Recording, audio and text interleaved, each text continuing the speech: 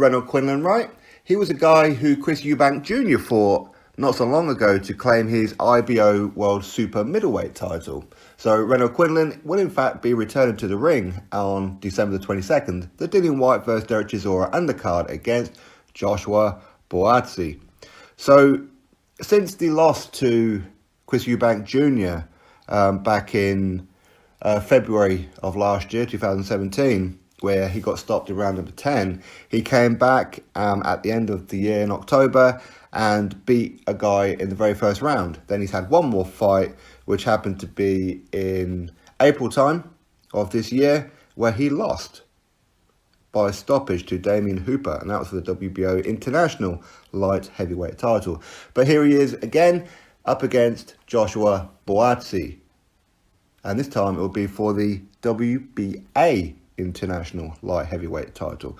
So RENOLD QUINLAN, this will be his second fight at light heavyweight, and it'll be interesting to see what kind of test that he can give to Joshua BUATSI, because as we know here in the UK, Joshua BUATSI is a guy that we rate very, very highly and could potentially be a world champion at some point.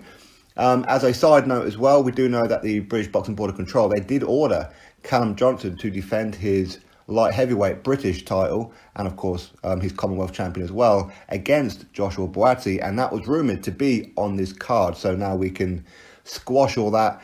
Callum Johnson versus Joshua BUATSI will not be on the undercard of Dillian Whyte and Derek Chisora. So BUATSI 8-0, he's only 25 years old, and of course he's managed by Anthony Joshua. So two Joshuas working together. So for me, I would love to see him take on Anthony Yarde. I'd love to see him take on Hosea Burton, and of course, ultimately, Callum Johnson, among others. This one, is it a keep busy fight? It would be hard to call it a keep busy fight, because RENOLD QUINLAN, while he has lost 3 times in his career, he does pose some kind of threat.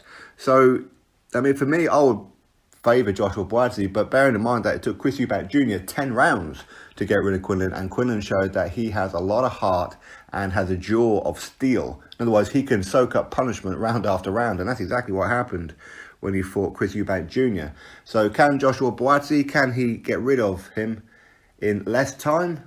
Ultimately, it doesn't really matter. Even if it goes to the points, it doesn't really matter. The most important thing is A, experience, and B, well actually B should have been A, which is the win, right?